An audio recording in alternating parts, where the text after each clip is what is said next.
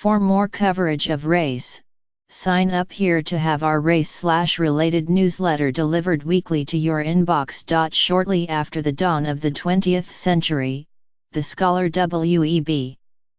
Du Bois took on a fellow black civic leader, Booker T. Washington, for what he described as submitting to white domination and accepting the alleged inferiority of the Negro races. Decades later, Malcolm X criticized Dr. Martin Luther King Jr. for being used by white people to teach Negroes to be defenseless.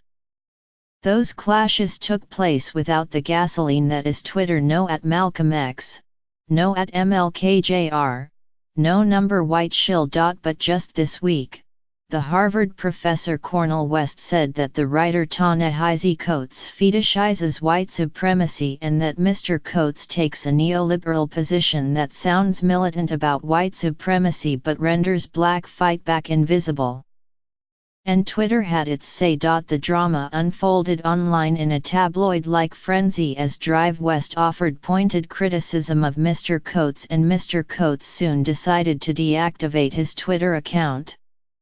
It brought what historians consider a familiar occurrence in the black freedom struggle onto mobile phones everywhere. There have always been these debates between black male intellectuals about how much we should believe in the American project, about what is the path to freedom, and about the tenor of one's agitation, said Brittany Cooper, an associate professor of women's and gender studies and Africana studies at Rutgers University. How raucous, how disruptive should you be? The difference is wide in some cases.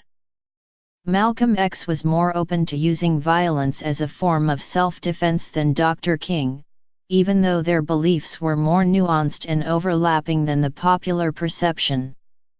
Whereas Du Bois pushed for an expansion of civil rights, Washington was more compromising, urging black people to look within, get an industrial education, build wealth in order to minimize the terror they faced. With Drive West and Mr. Coates, there does not seem to be much distance between their underlying views on racism and white supremacy, even as their arguments have different emphases. This current dispute stems from Drive West asserting in a column in The Guardian that Mr. Coates's analysis of racism and white supremacy fails to account for broader factors like class and patriarchy, and that he is not critical enough of former President Barack Obama. Mr. Coates rebutted in a string of Twitter posts with excerpts from his work that included criticisms of Mr. Obama, and analyses of gender, poverty, war, and other areas that Drive West said he had failed to address. I can't write on everything, Mr. Coates wrote on Twitter. I try my damnedest to be as grounded as I possibly can. And when I throw a punch, I try to have my feet set, and to swing with intention. In one of his most notable pieces, Mr. Coates, 42, laid out the case for reparations, and much of his writing explores the systemic structures that are detrimental to black Americans and that keep white people in power. Drive West, 64, who came of age during the Civil Rights era and is equally dubious of the United States government, often highlights what he feels are the evils of capitalism and war, and regularly engages in direct action. He is from the tradition of liberation theology, contrary to Mr. Coates's atheism. Those who support Drive West's analysis have faulted Mr. Coates as unwilling to risk anything with what he writes and for being too kind to Mr. Obama. Supporters of Mr. Coates have noted the breadth of his writing and his willingness to openly grapple with concepts he is trying to master. They also wonder whether Drive West's critique has been driven more by personality than policy.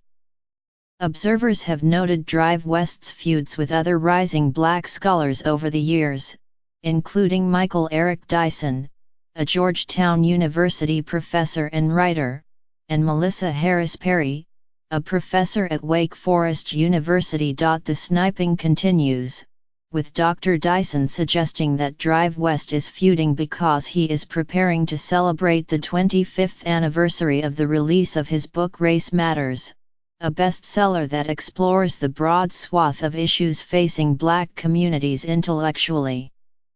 Cornel West has not been relevant, Dr. Dyson said. The best way to engage Ta-Nehisi is to write the book you think he's missing. It's no surprise that he is claiming some kind of public stance against Ta-Nehisi, which will generate enormous controversy, which will point to the reissue of his book. Drive West's criticism of Mr. Coates dates back a couple of years to what Drive West saw as the writer's soft handling of Mr. Obama. The latest iteration of their rift started when, in an interview published in the New York Times last month, he questioned Mr. Coates's street cred and called him the darling of the white and black neoliberal establishment. Then came the blistering Guardian essay and Mr. Coates's response on Twitter, in which his only mention of Drive West was to congratulate him on the anniversary of the publication of Race Matters. Reached by telephone this week, Mr. Coates declined to comment. Drive West, in an interview, rejected that his critique is personal, or an attempt to draw attention to himself. We must maintain the highest standard of the struggle for freedom because the suffering is so overwhelming, Drive West said. It's not about Coates. It's not about West. It's not about any individual. It's about masses of people who are suffering. But he did express remorse that Mr. Coates felt he had to leave Twitter. I don't want nobody to come at him, Drive West said. He's still my brother and he's got his own brilliance. He's a very important voice. While Drive West said he was not that familiar with many of Mr. Coates's policy positions, the one he knows well, reparations, he agrees with. They had crucial differences in philosophy. Drive West has been highly critical of Mr. Coates, for instance, for not centering capitalism in his analyses of white supremacy. Without making that connection, Drive West said it would be difficult to create effective policy solutions. White supremacy then ends up being some kind of magical force that floats above history and floats above society and, therefore, you can't do anything about it, he said. Barbara Ransby, a professor at the University of Illinois Chicago, said she agreed with Drive West that analyzing capitalism was necessary to fully understand white supremacy. She also said she believed that Mr. Coates's work does at least subtly delve into class issues, pointing to his article in The Atlantic, The Case for Reparations, which focused on poor and working-class Black people as central to the demand for reparations. What I hear in some of Ta-Nehisi's critiques is a class analysis informed by an understanding of race, even though he may not articulate it as such, said Dr. Ransby, who teaches African American, gender, and women's studies. To scholars, Drive West and Mr. Coates are simply proxies for a broader intellectual tension that Black people have long grappled with. The old debate is between Black nationalism and Black radicalism, said Khalil Gibran Muhammad, a professor of history, race, and public policy at the Harvard Kennedy School, who is a friend of both men. Mr. Coates is rooted in a tradition of Black nationalism that is skeptical of the ability of white people to grant full equality to African Americans, Dr. Muhammad said. Drive West, meanwhile, is a leftist who sees Black people, along with other marginalized groups and working-class white allies, leading a global fight against former colonial powers. What scholars hope is that this dispute leads to a broader reckoning with what America means for Black people and how to achieve equality.